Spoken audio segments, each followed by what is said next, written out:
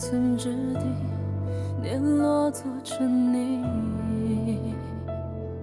冷眼照风雨，楚河我自知己。叹命运，只见众生如雨，黄沙淘尽。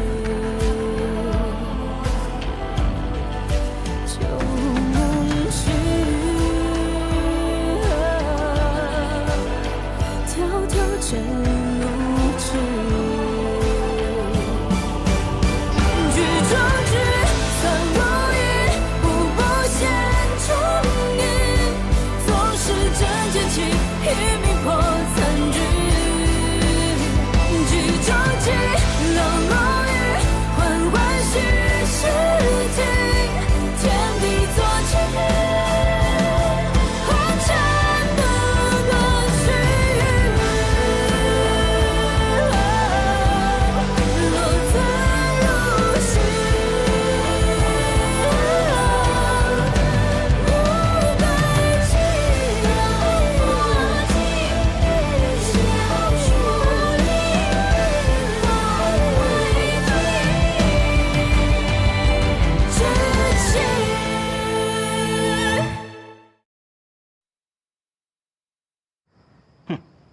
不就等他谢燕来回来吗？至于咱们这么多人在这等吗？就看是个什么东西。行了行了，家主吩咐的。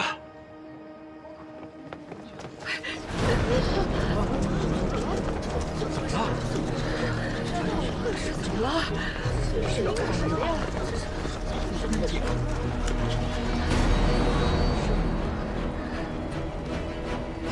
谢燕来，大晚上你发什么疯？ 就是发什么疯？谁给你的胆子这么跟我说话？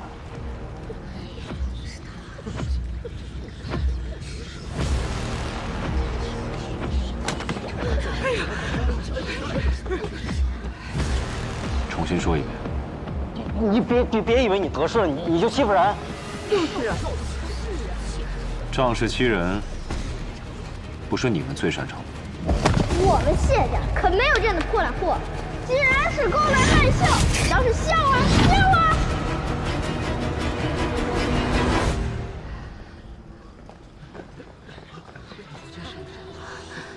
听说他现在比三公子还要得势。他如今任皇家禁卫统领，是那长公主亲自安排的，眼见得了势，指不定会怎么报小时候的仇呢。九公子，按照三公子的吩咐。 给您刚腾出了一个院子，我带您过去。带路。哦，是。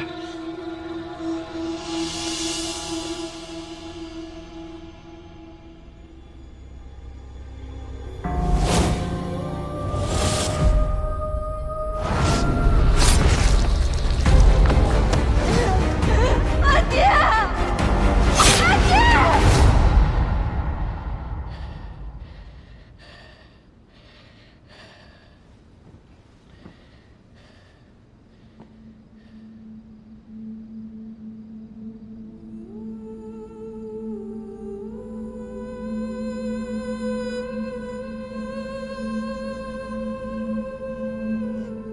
谢岩方向借刀杀人，邓毅在等鹬蚌相争。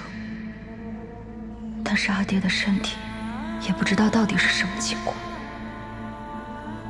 我明明记得上一世，阿爹此时不曾病重，大婚之后才因为那有毒的沙枣膏，身体每况愈下。难道是我疏忽了什么？公主，喝点水吧。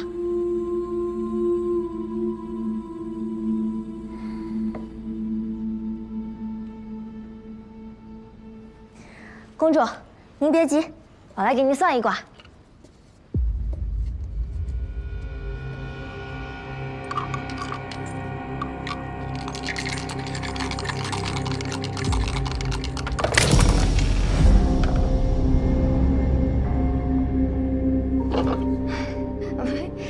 哎，没事，啊，这裂纹朝东是逢凶化吉的兆头。逢凶化吉。那便是姬有雄。阿乐，你帮我去给楚唐送封信，再请一个人过来见我。嗯。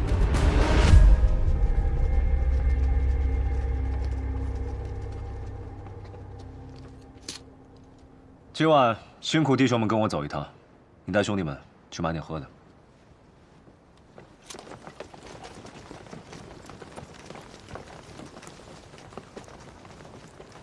谢统领，长公主有请。我要回云中。长公主可曾知道私逃皇城的后果？我知道。邓毅和谢艳芳必会起疑。阿乐行走江湖时，认识不少道医，偶得医药方，服后高热昏迷，脉象如重病。届时再让阿宇下令，任何人不得探视。嗯，姑一定不会让人来打扰姐姐。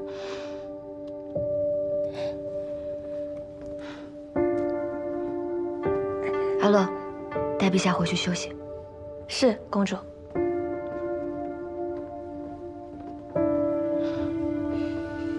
反正我称病不出，正好投了朝臣们的下怀，自然不会有人深究病情真假，这本来就是他们想要的结果。你觉得你能瞒住那2人几时？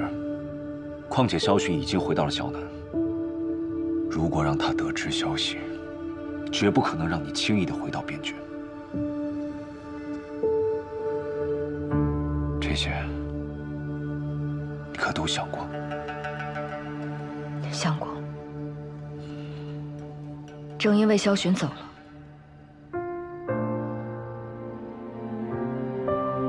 我才能走。朝堂有你在，我就想快去快回。阿九，帮帮我。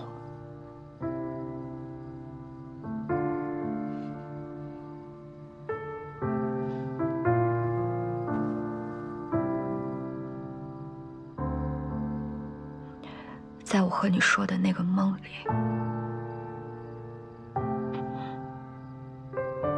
我梦见我阿爹浑身是血，我就想知道我阿爹过得好不好。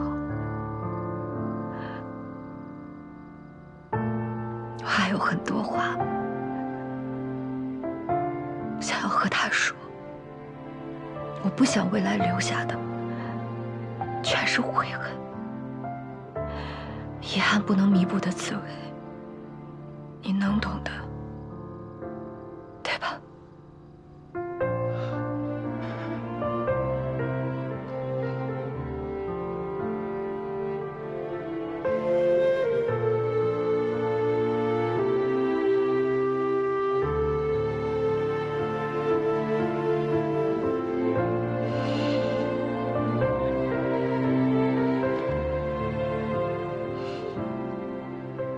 我还是不放心。你知道，你拦不住我。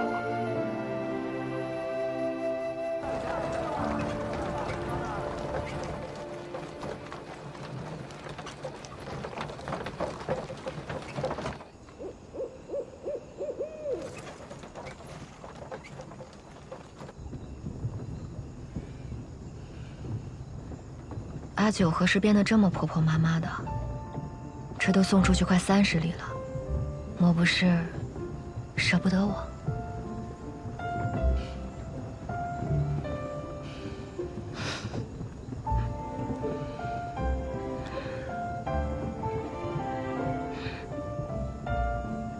你放心，我虽然武艺生疏，可我日日都有勤学苦练。就你那点功夫，遇到真正的高手，根本就不够用。你个小贱蹄子，我看你往哪跑！我供你吃，供你喝，你学会跟人私奔了是不是？老娘今天打断你的腿！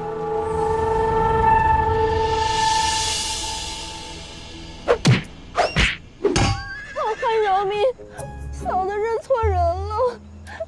2位的这个马车，跟我要找的实在是太太像了，怪小的眼拙，一时冲撞了二位。认错人了？那你原本想找的人是谁？小的是在欧阳镇开花楼的，我的头牌跟着上京的一个书生给跑了，我是特地来抓人的。 可是没想到拦错了马车，求二位贵人高抬贵手，我真的不想死。别装傻，谁派你来的？没有人派我来，真的没有人派我来，我真的是认错人了，我又不想死，别杀我！他看起来不像撒谎。你们走吧。谢谢好汉，谢谢好汉，快走，快走，快走！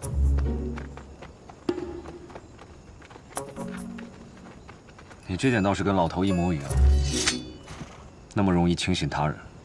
我14岁就一个人从云中郡来到楚都，好人坏人我还是分得清的。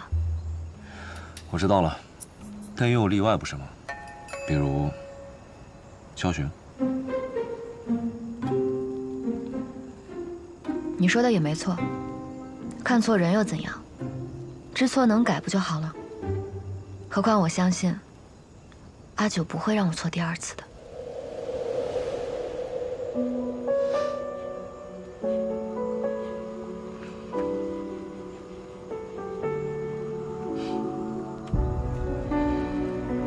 拿着，别忘了我教你的。不是说我那点功夫没用吗？无妨，我擅长智取。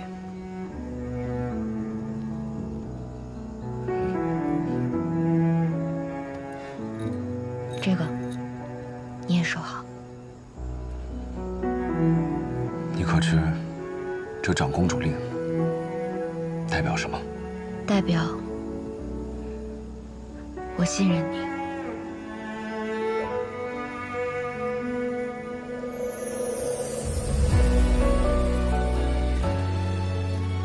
我先暂时替你保管，也替我守好阿宇。 你也注意安全。摘下傲骨血肉成鞘，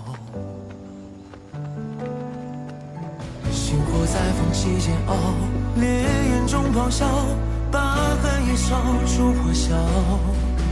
命运困我于囚牢，也不想深愿低头。天黑路远，路上小心。总是有光渺渺，我自桀骜，指尖冲破天光一道，让这满身伤痕成为我心的骄傲。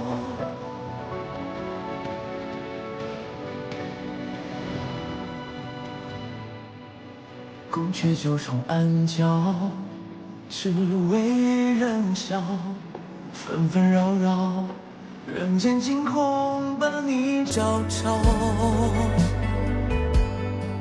星火在缝隙间熬，烈焰中咆哮，把寒夜烧出破晓。你可知这场公主令代表什么？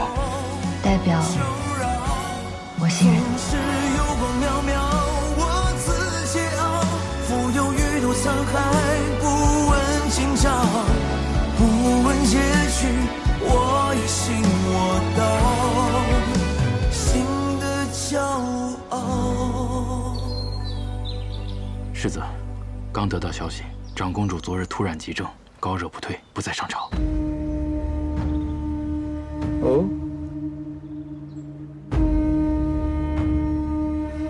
这么巧啊！云中郡急报说楚灵病重，想不到他们父女二人还真是情意相通啊！若是昨夜出行，恐怕楚昭已经不在楚都。既然已经出来了，就不要回去了。楚都去往云中郡，毕竟无恙镇，你去派人对镇外蹲守。 务必保证万无一失。属下这就去安排。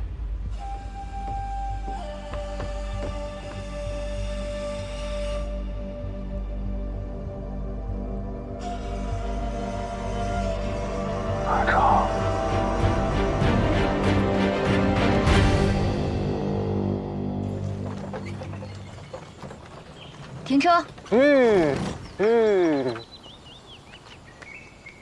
我们走到哪儿了？再有半日，我们就到五阳镇了。您稍等一下，我把马套一下，紧紧缰绳，马上就走。按照萧群的性格，他若收到宫中我称病的消息，必然有所行动。吴阳镇定有人蹲守，马车进城太过显眼，不安全。你在镇外10里将我放下，沿着西北官道一路直行，记住，千万不要停。好嘞。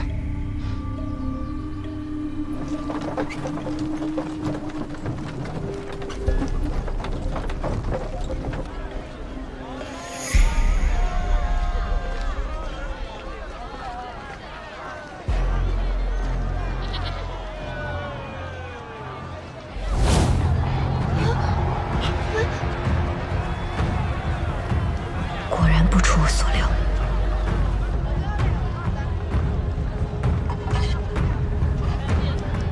老板娘，那些人看着不像善茬，是干什么的？山匪吗？哟，这话可不能乱说啊！我们五阳镇可从来没闹过山匪。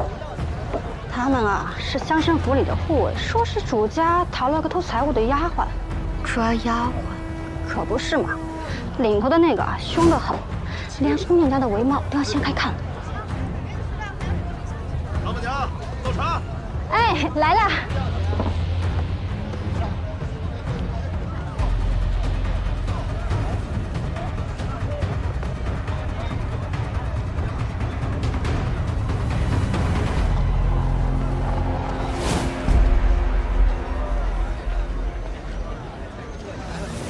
太傅大人，长公主染病静养，不见外客。长公主病情牵涉朝堂，本官奉监国之命查问，你敢抗旨，你放肆！监国之权不涉后宫，再往前一步，我的剑可不认太傅。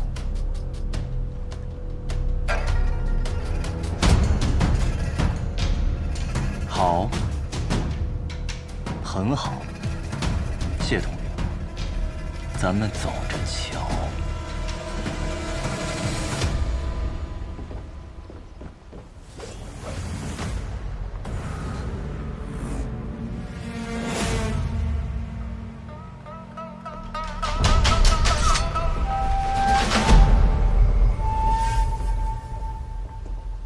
为了他，邓毅都敢得罪。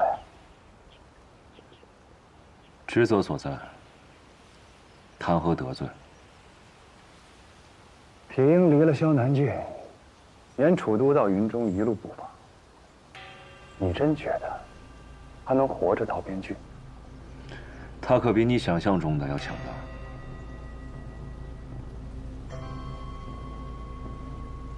是，那聪慧过人，即使能躲过萧雄的劫杀。可他忘了一件事：去边境这一路，山匪横行，只怕是躲了虎豹，又进了豺狼窝。一个弱女子，若不幸真的遇到这些亡命之徒，你猜她能活过几个山头啊？九弟，好好守着这皇城的安危。免得等长公主死讯到来之时，没人替她大领发丧。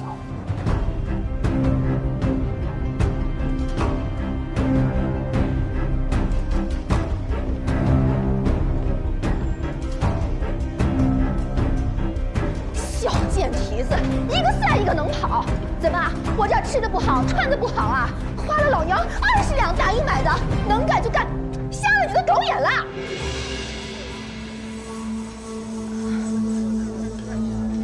又见面了。让开！大人，西北的官道有马车踪迹，那马蹄铁纹路有些特殊，像是楚都的马匹。报！征北方向杀囚后捡到死物，绣着招字，应该是京中贵女所用。报！东北方向有女子雇了镖队，说要护送她去边境，出手十分阔绰。 3处踪迹，倒会故布疑阵。传令，兵分3路，西北、正北、东北方向，全部都给我追！大人，若贸然追查，恐怕宁可错杀，不可放过。但凡可疑女子，一律拿下。跳！跳！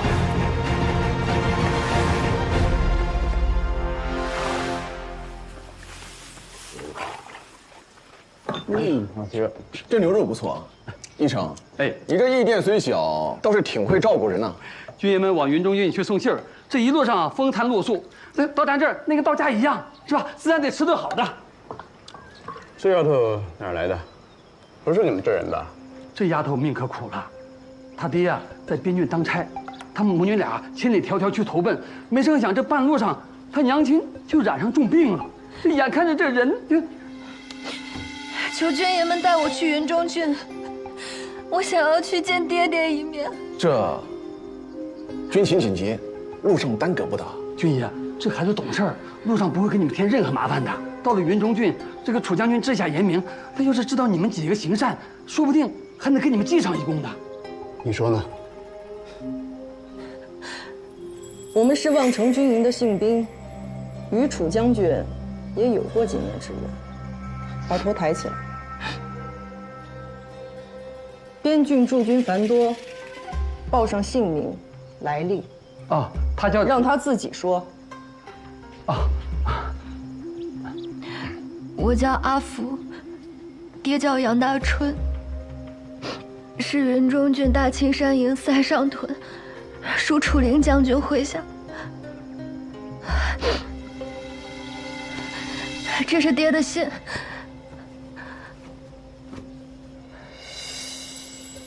这字儿倒是写的不错。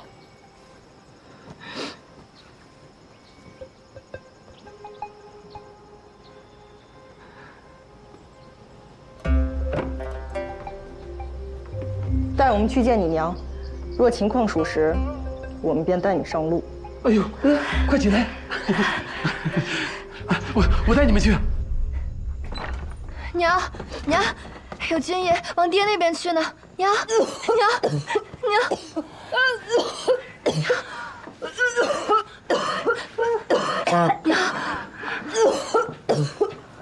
喝点水。军爷，你们是往大青山营去吗？不是，不过我们顺路。你的丈夫叫什么？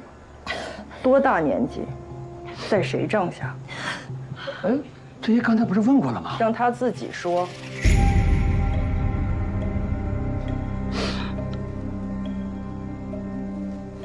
我丈夫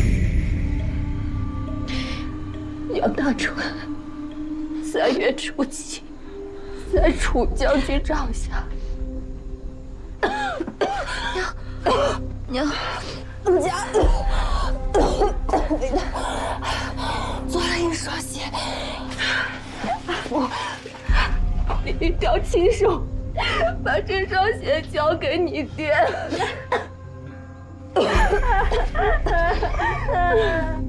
丑话说前头，我们军务紧急，行脚快，行路辛苦。小姑娘，到时候你能跟上就跟着，跟不上，我们可就不管了。军爷，能带多远就带多远，这样阿福离他爹越近，他爹找起来就更快一些。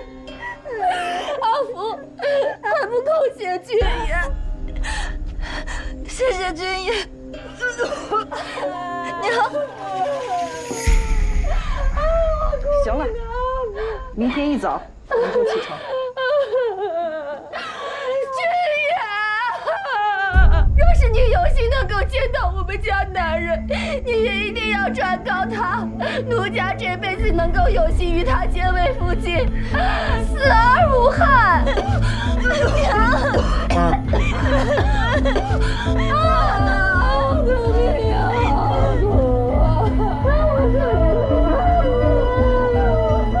收拾吧，我们行期有定，不能多停留。哎，这边请。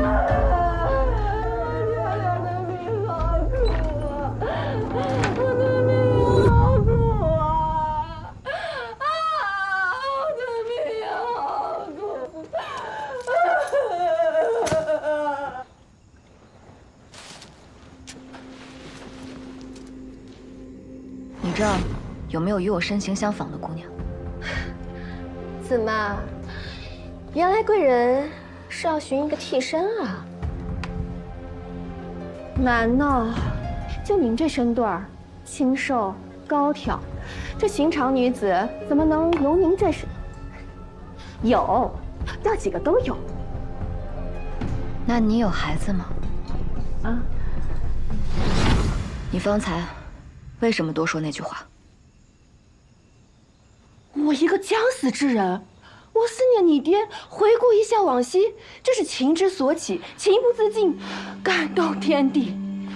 你还太小了，这个男女之情啊，我还是要比你懂一点的。边郡君妇，从不会说这种酸词。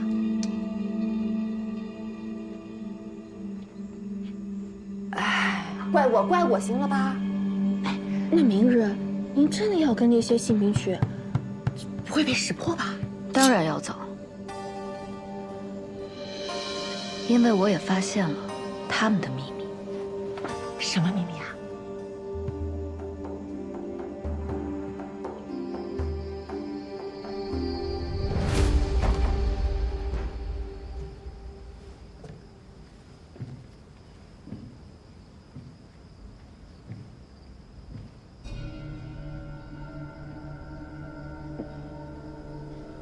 九弟回到自己家里，倒是像做贼一样。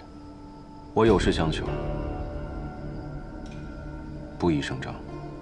这真是稀奇了，没想到你也会开口求人。助我离京。你是禁军统领，不得擅离职守，规矩你比我清楚。你说的对。去往云中郡的路上危机四伏，他身份特殊，若出个意外，九弟，我还从未发现你如此在意一个人。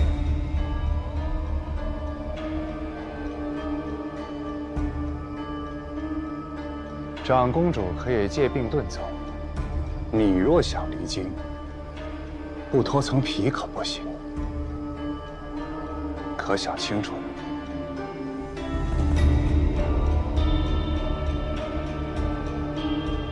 你若助我，算我欠你一个人情。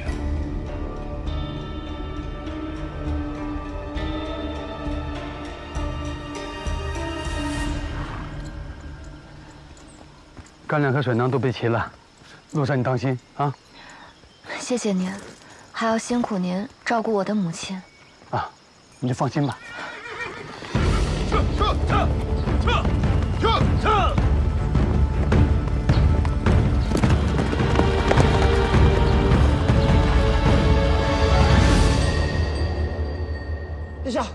陛下，你先别玩了，今日功课尚未完成，若让太傅知晓，别烦姑，你再啰嗦，姑便命你去捉百只蟋蟀来。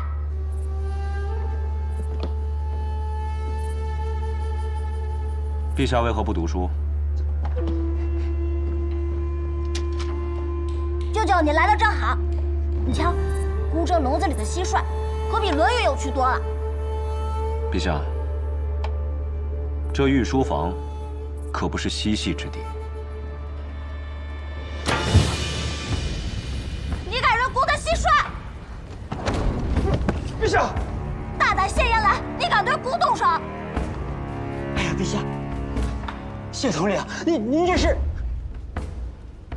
禁军统领谢燕来御前失仪，推搡圣驾，此乃大不敬之罪。若纵容此风，朝纲何存？太傅严重了吧？舍弟素来恭谨，侍奉陛下更是尽心。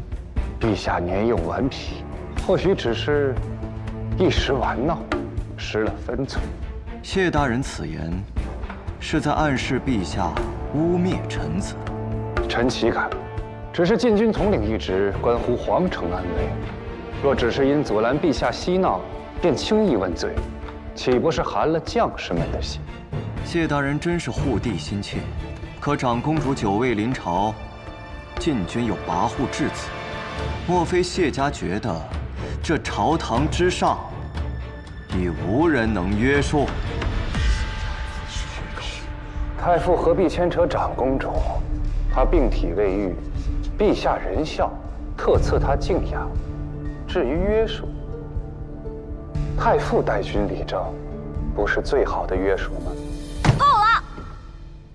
谢燕来对姑不敬，姑罚他停职自省。太傅，替姑拟旨。陛下圣明，只是禁军不可一日无主。臣举荐副统领暂代其职。不必，禁军事务暂由本官亲自挑选，交由陛下圣裁。随太傅安排吧，姑累了，退场。臣恭迎陛下。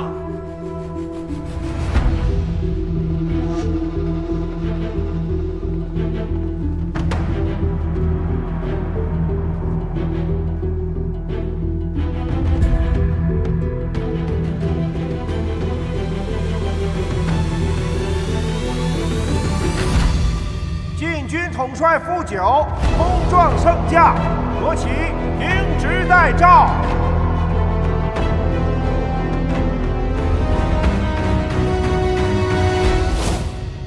九弟，这是陛下让你捎给长公主的信。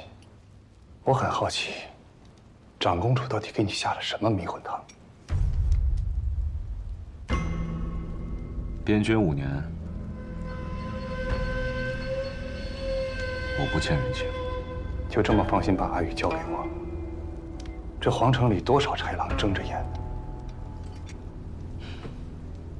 所以他只能交给你。他是谢家血脉，也是你的亲外甥。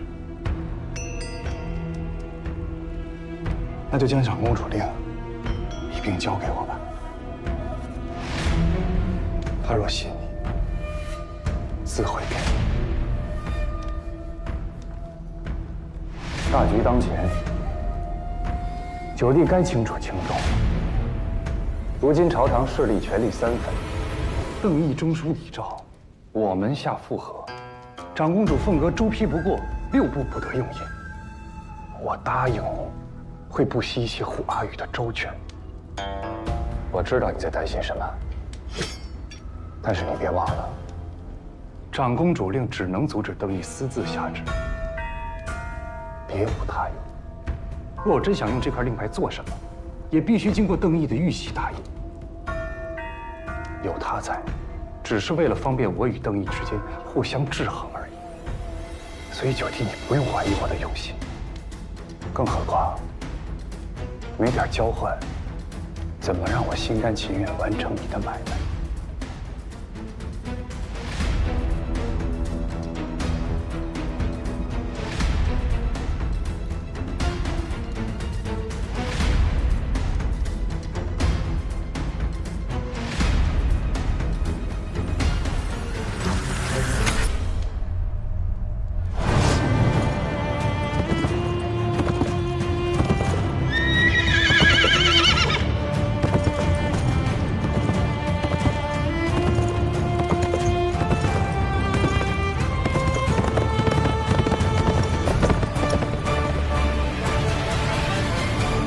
这枚棋子离了棋盘，倒腾出半片江山，让您与谢家公子对弈。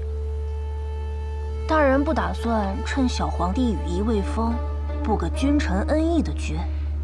萧雨这孩子，幼时受惊太重，人一多，就爱往楚昭身后躲。不对，楚昭离京，谢燕来停职。这对谢艳芳有何好处？他今日在朝堂之上，似是乐见此结果。好你个谢艳芳啊！一时不察，我竟然成了你棋局中的过河卒了。难道他是对陛下另有所谋？无妨。谢艳芳这个舅舅是个空名。陛下见他疏远得很，天生亲近不来，就怕谢艳芳抢个先手。打我们一个措手不及。放心吧，他不敢轻举妄动。毕竟朝堂这盘棋，既要抢先手，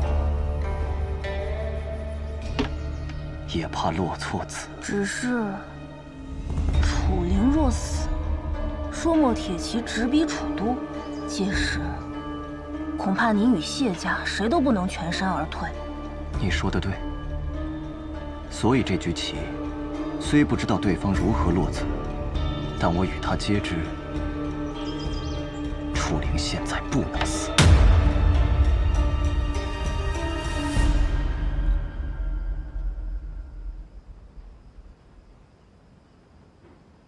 现来申时出客出城，骑的是您最喜欢的那匹乌骓。按脚程算，此刻该到北曹镇地界了。他倒是听话，竟没怀疑我安排的马有问题。怎么会呢？您给的可是谢家最好的马，他该感念着您才是。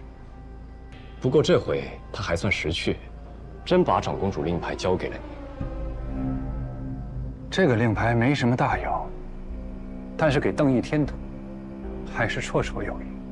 只是，现来明显对长公主生了其他心思，您说会不会日后，她更不受我们控制了？驯狼崽最妙的，就是让他以为自己咬断了项圈，可项圈早就换成了金线。他越挣扎，勒得就越紧。他这次奋不顾身去救楚昭，以为是在反抗，实则早已将自己的软肋暴露无遗。他当初跟我说，楚昭很聪明，我原以为他一时被情绪左右，失了判断。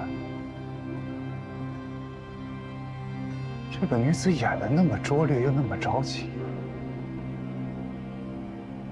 哪里聪明啊？直到现在我才明白，能让九弟这般模样，确实是非一般的聪明。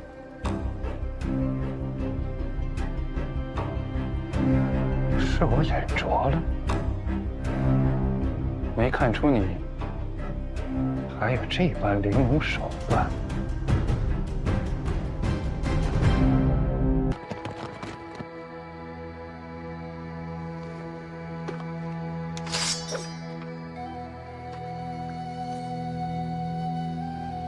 宪兵府。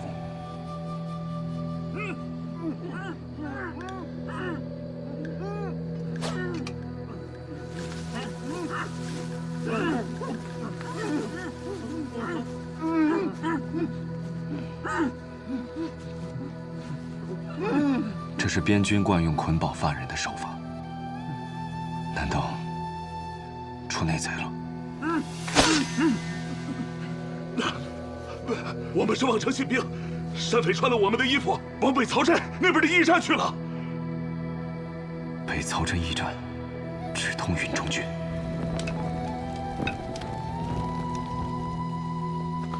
看姑娘举止仪态，不似寻常人家，为何会沦落至此？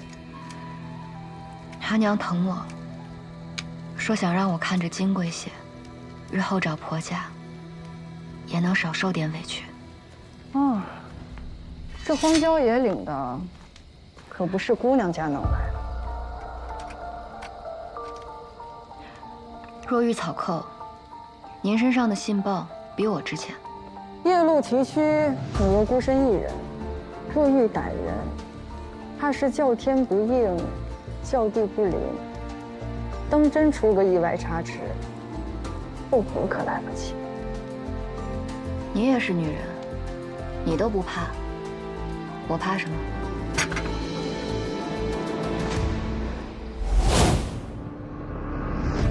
说话时头部无突出，桡骨角度平缓，锁子甲肩胛下垂3寸，说明肩部窄于正常男兵。膝盖垂直内收，落地时足尖先触地，而非全脚掌，是女子避免裙摆沾尘的下意识动作。破绽不在于伪装，而在于习惯。身子你的样貌伪装得很好，但长久以来的动作习惯，却骗不了人。你早就知道我们不是性兵。我从小在军营长大，没有人比我更了解士兵。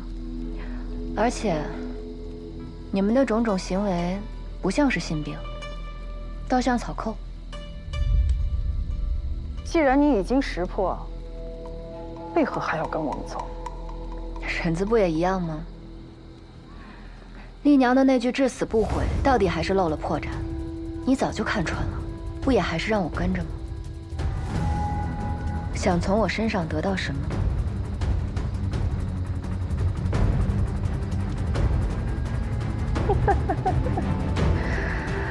哎呀，是个聪明丫头，可惜了，聪明人都活不长久。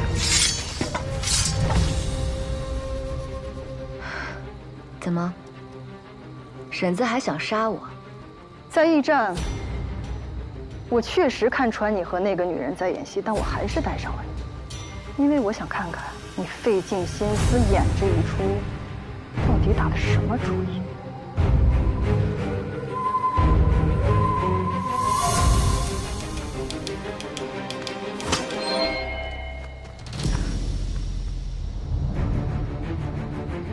把刀放下。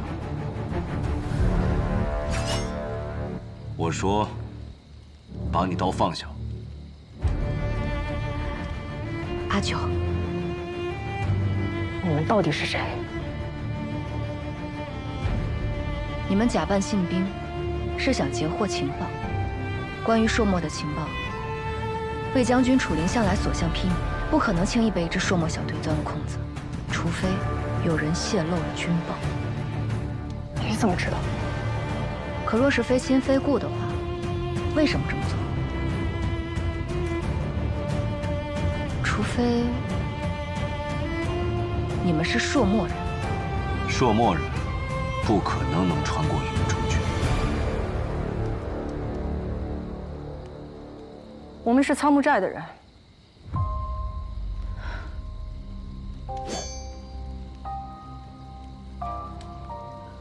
我们也怀疑是有人泄露了军报，所以才找上信兵，是想找到这朝堂之中谁在勾结朔漠，威胁云中郡。苍木寨向来神秘，鲜有人知，而且从不过问朝堂之事。你们为何要管这件事？我听闻当年楚将军剿匪，杀了你们的先寨主木棉红，你们不恨他吗？为何还要帮他？我们虽是一介山匪，但家国与私怨孰轻孰重，我们还是知道的。楚大将军驻守边郡20年，守护大楚平安。若被朝廷中人勾结朔漠，因私加害，大楚危矣。又何况这小小的苍木寨？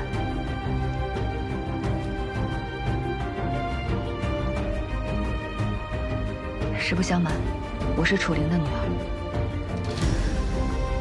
听闻父亲病重，着急赶往云中郡，不料路上遇到了一些麻烦，不得已才乔装，随信兵出行。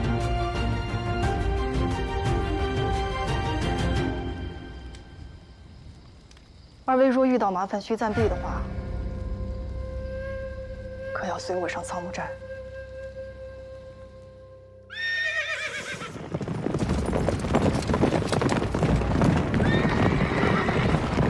鱼，哎呦，周姨，你是打尖啊，还是住店呢？今日可有女子去往云中郡？商队确实是不少，女子也有。不知爷您说的是哪位啊？哎呦，一个偷了家中财物跑出来的丫鬟，细皮嫩肉，不像吃过苦的。这荒道上行走，这个丫鬟都少见，你更别说这种细皮嫩肉的这。没见过。撒谎！见过。徐总，他到底在哪儿？容小的好好想想啊！我想起来了，有这么个人，他前2天在这暂住，说是去云中郡探亲，后来就跟着一队信兵走了。这我也不知道他去哪儿了。但是我知道他娘亲的下落。娘亲啊，对，他娘亲不能跟着马车送自己回咸阳老家了，就是往北3里地那个车马行姑的。撤！玉。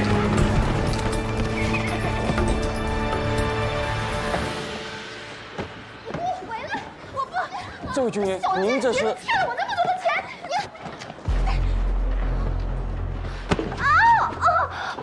你！前几日，可有个叫阿福的姑娘来过这儿？军爷说的是什么话呀？咱们这儿的姑娘这么多，哪能记得住名字啊？别装傻！他花钱雇你演戏，然后跟着新兵走了，是不是？是，他骗光那几个新兵往运中军方向去。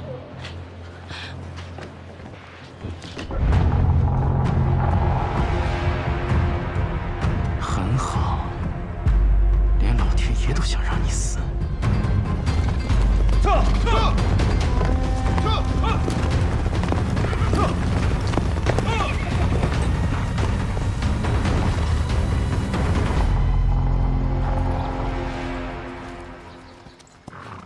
这片林子处处透露着古怪，机关陷阱不下100余。倘若这只是一个贼窝，未免也过于隆重了。 他们真的可信吗？我不确定。不确定，你非要来这儿？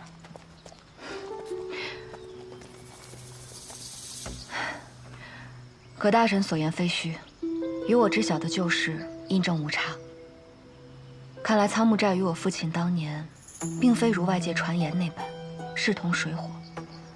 铁鹰并非愚钝之人，我那点障眼法，至多再拖半日。眼下敌众我寡，硬拼非上策。 不如暂借仓木寨栖身，待探清虚实，再议后继不迟。所以，你还是在赌？有你在，我才敢赌啊！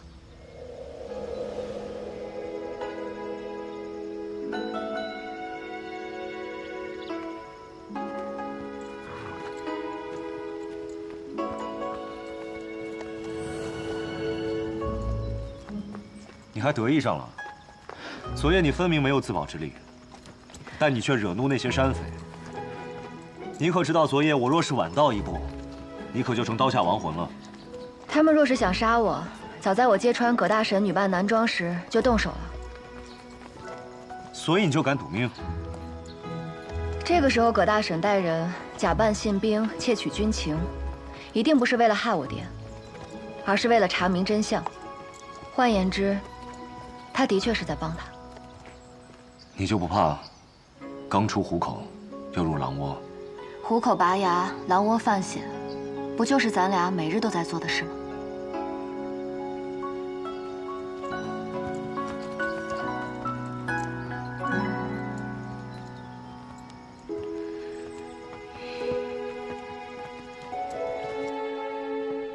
大姐回来了！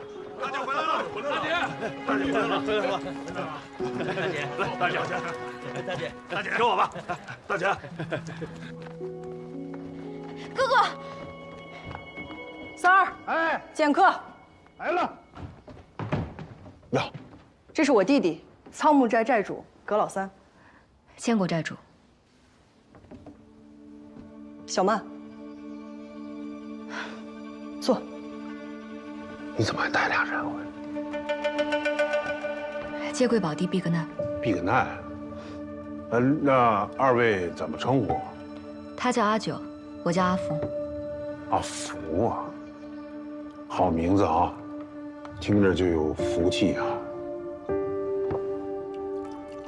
葛大婶，有件事情我想问。我知道你想问什么，别担心。刚才一路进来，你们也看到了，我们名为仓木寨，藏身在这仓木林。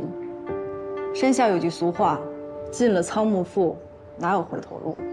这林子又大又深，是个天然的堡垒，再加上那些机关陷阱，竹林搭天网，藤蔓缠地锁，生人闯不进，野兽绕道走。在这儿，保管比外面安全。那如此隐秘的宝地，大婶就这么放心带我们进来，就不怕？仓木寨看人最重眼缘，既信了你，便不会怀疑。小曼，先带他们去安置，等外头安全些，你们再上路也不迟。多谢大婶，给寨主添麻烦了。不妨事，不妨事。来，这边请。那个好好休息啊。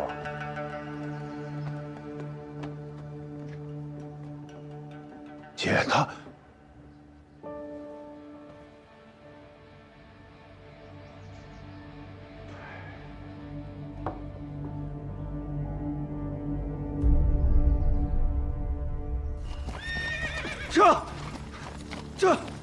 这头领，这头领，玉，这头领，不好了，我们要追的新兵队和长公主，全部在仓木寨方向，消失得无影无踪。跟去的兄弟，全部丧命在了仓木寨山匪手里。仓木寨，我答应过世子，我一定会把楚昭的人头给他带回去。全体听令，加快速度，向仓木林进发。 一个活口都不要留，我倒要看看这帮山匪余孽有什么能耐护得住他。驾！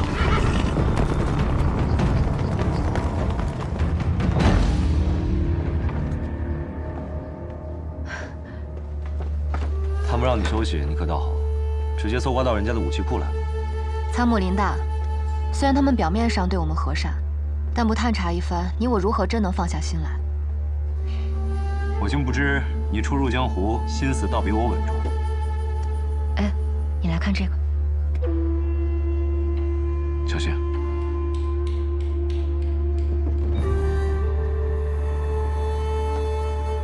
机括改装了7处，增加了2丈的射程，却减少了后坐力。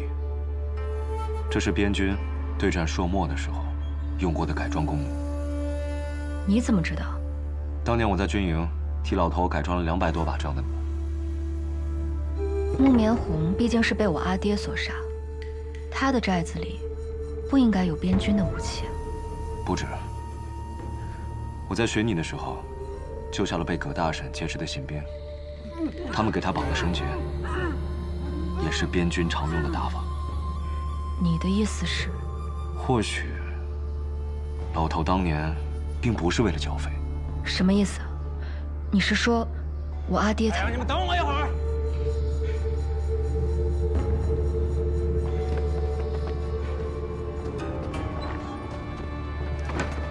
马上就来。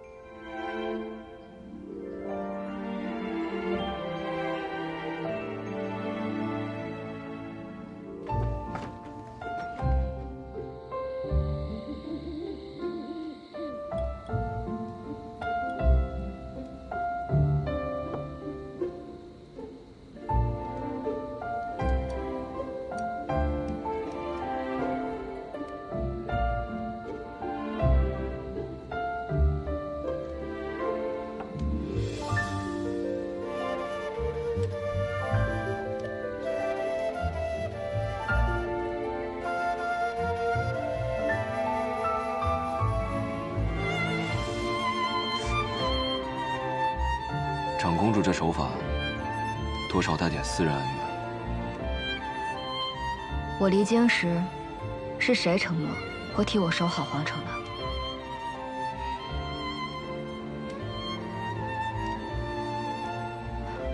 我知道，你是因为担心我。但谢艳芳肯放你离京，必有所图。现在朝中如何？ 谢艳芳会照顾阿玉，但她需要长公主令，牵制邓毅。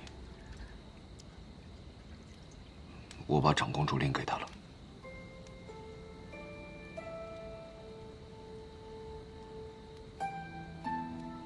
也对，你那三哥本就是个不见兔子不撒鹰的主。若你离京，也只有他。 能够保护好阿玉。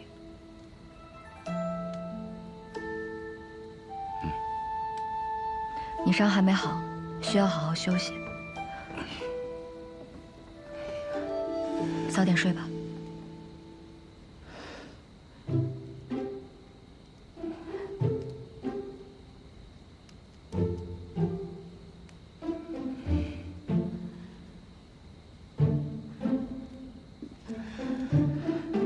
他们就给了我们1剑法。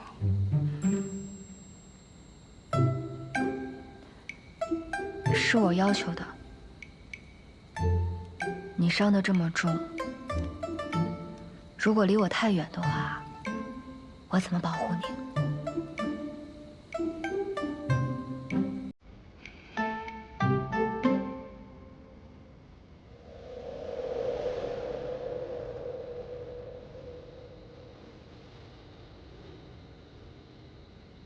那你想怎么保护啊？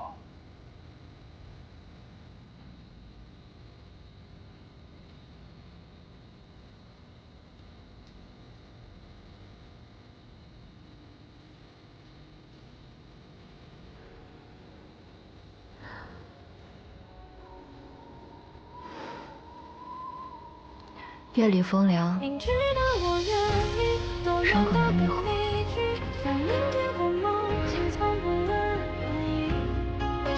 别冻着。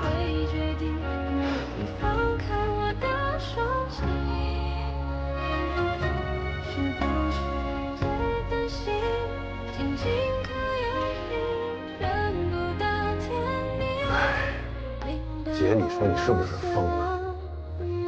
你咋能明知道他是谁，还往寨子里领呢？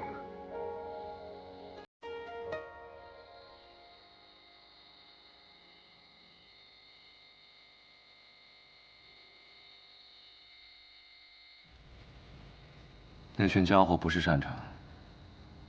萧巡的陷阱，从来都不是表面的杀招。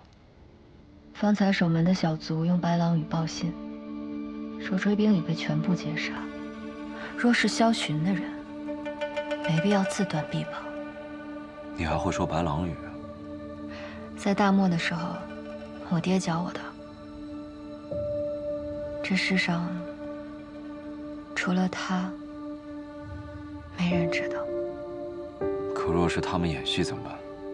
萧巡的人没必要杀自己人。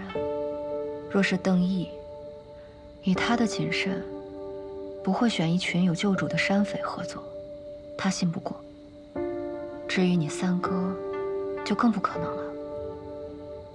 不管葛大婶他们对我爹是敬是怕，但至少我爹对他们从无恶意。我还是不相信那群狼会突然改吃素。那谢统领可否愿意陪我赌一把？那若是赌输了怎么办？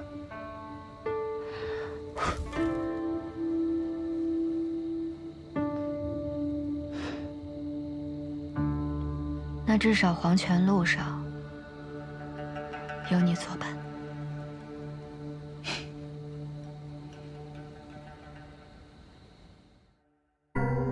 今日信使在北曹镇驿站附近被劫，据查证乃仓木寨所为，简直岂有此理，闻所未闻呐！楚灵当年纵匪养患，只是仓木寨余孽今时今日竟敢假冒信兵窃取军情，臣恳请陛下降旨彻查，以正国法。楚将军当年奉旨剿匪，女匪首木棉红跳崖身亡后，连寨里的妇孺都未曾伤及。这等人豪，如今倒是罪名了。陛下，今日接到急报，朔漠派遣使者入云中，却遭楚将军当场斩杀。朔漠与大楚本来就摩擦不断，这当如何是好啊？两国交战，不斩来使，楚灵此举必致朔漠起兵。纵匪之名可容，这引战之罪可不能赦。前有朔漠突入犯境，后有朔漠使者深夜持密函潜入楚将军营帐，这还不是刺探军机？太傅所言甚是。楚将军掌管边军几十年，固若金汤，上次差点失利，定是有细作送出布防。此等非常之时，可行非常之事。按大处令，如遇敌情不明，可先斩后奏。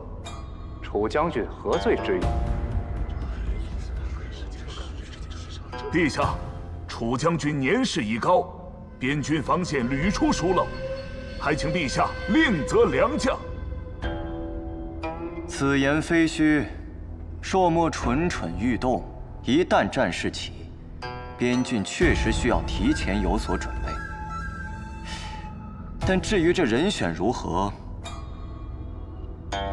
还需陛下圣裁。楚将军镇守云中20载，每朔漠进犯都是铩羽而归。不知诸位选出来的人才，有几个能比得上他军功卓绝？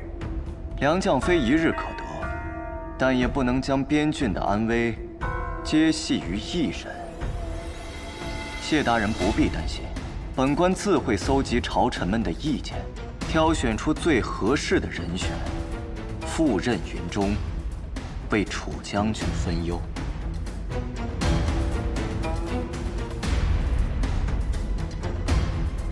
太傅这步棋，倒是下得妙。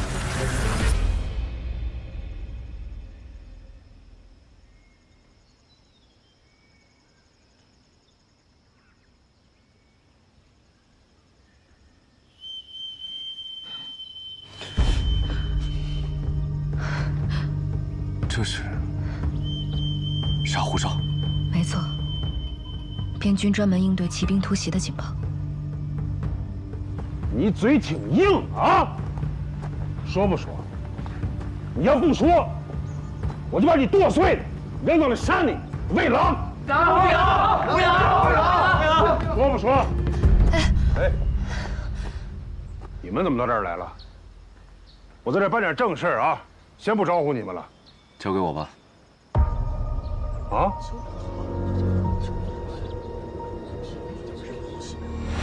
这下手真好使，还在叫，太厉害了！真惨！我跟你说，我们有一套，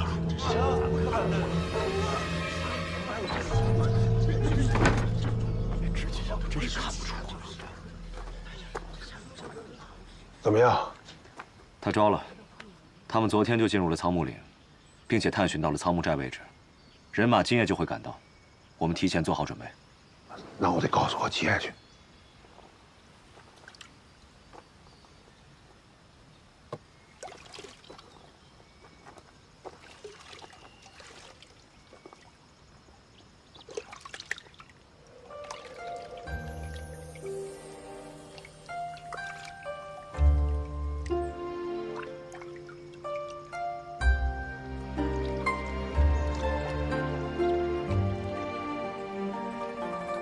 你方才那些严刑逼供的手段，也是从我阿爹军营里学的？不是的，老头主张善待战俘，不会对他们严刑逼供的。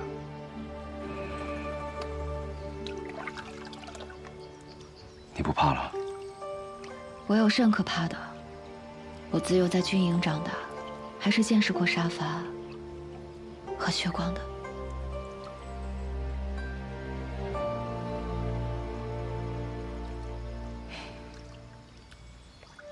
这种见识不是好事，倒不如不见的。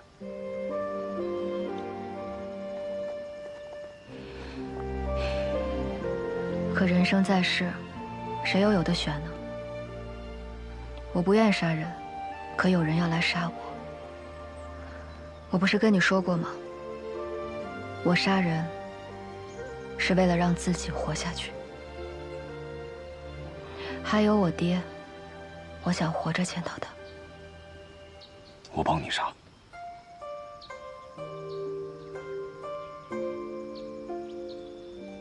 姐，追杀他们的是收南王世子，收群的人。小地方招待不周，都是些粗茶淡饭。望长公主海涵。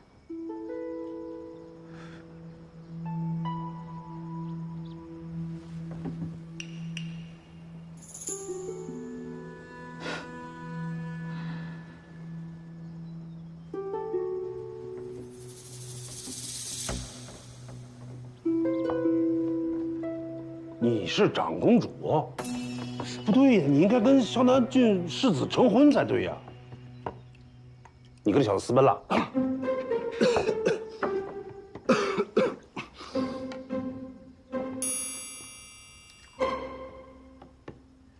因为萧巡骗了我，他所求的，从始至终都只有我爹手里的20万兵权。但我不会让他得逞的，绝不。哎，那你是楚灵的女儿，那楚灵有没有跟你提过你娘是谁？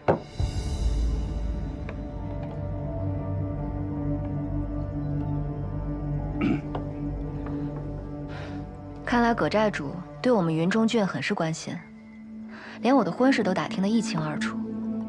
也难怪这寨子里有那么多边军的痕迹。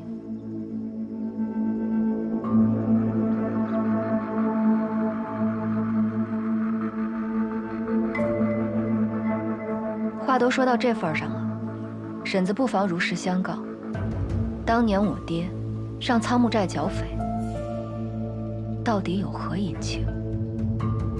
没什么隐情，不过就是楚将军杀了我们仙寨主而已。那你们还对他如此在意，半点不把仙寨主的仇放在眼里吗？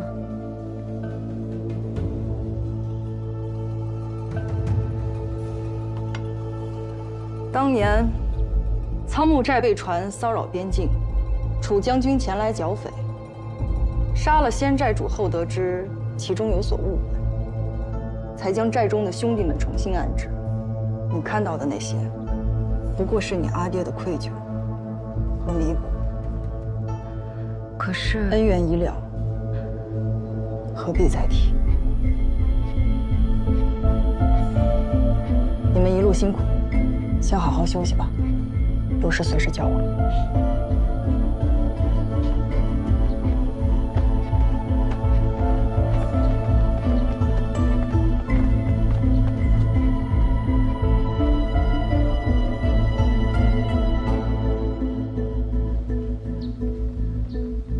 这群人不似寻常的草寇，他们说老头当年剿匪、错杀好人的故事，变得是有些许敷衍。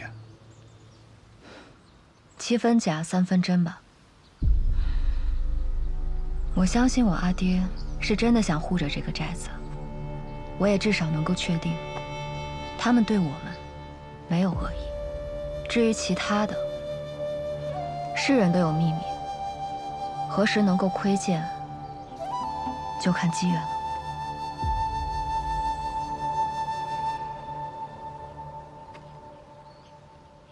望城就在不远处，过了望城，便是云中郡。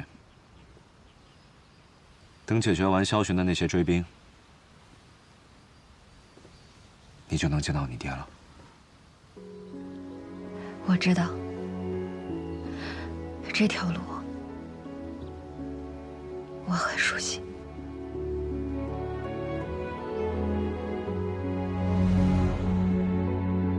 当年我就是沿着这条路，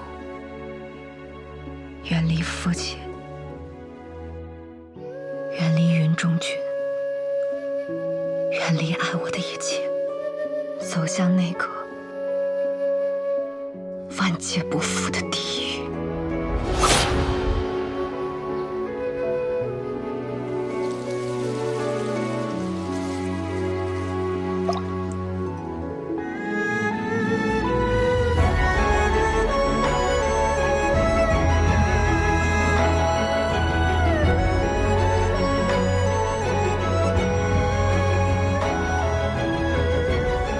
阿九，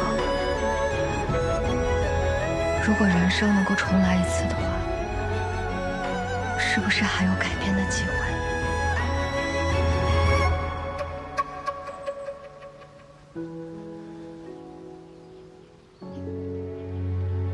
人生如果重来一次，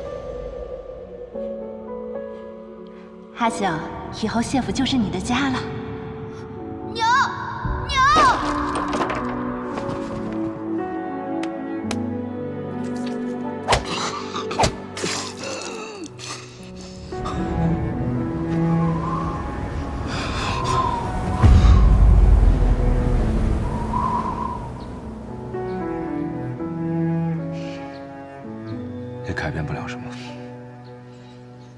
但于我而言，确实有所不同了。你还记得我和你说过的那个梦吗？在那个梦的最后，有一个人替我杀了小雪。你知道那个人是谁吗？那个人是你。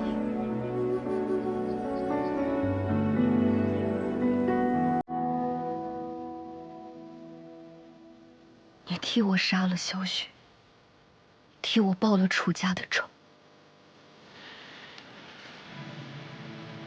但这一次，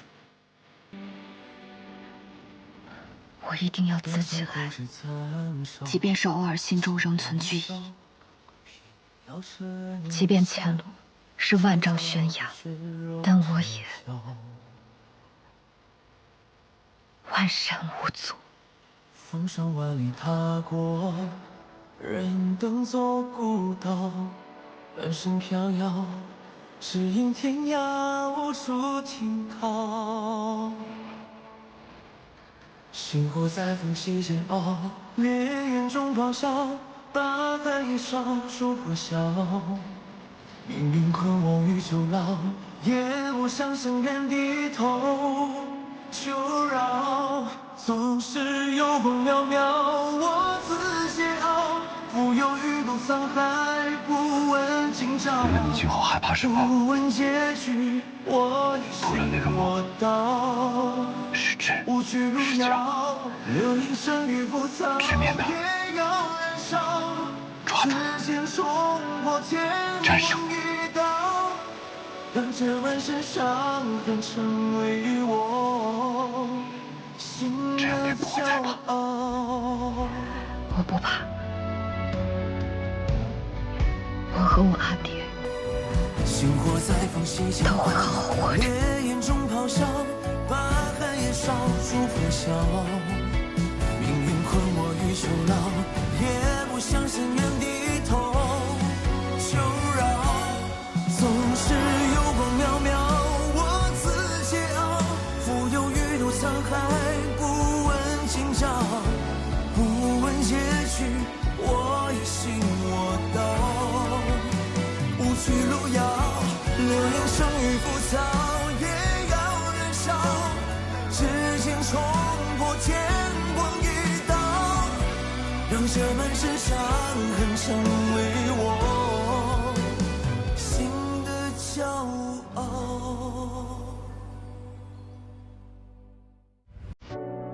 断肠苦事残烧，衔泥沼，偏要趁云霄。摘下傲骨血肉成鞘，星火在风息间熬，烈焰中咆哮，把寒夜烧，烛火消。命运困我于囚牢，也不想向远低头。求饶，总是有光渺渺，我自桀骜。浮游于路沧海，不问今朝。不问结局，我已信我道。无趣路遥，流萤生于浮躁，也要燃烧。指尖冲破天光一刀，让这满身伤痕成为我心的骄傲。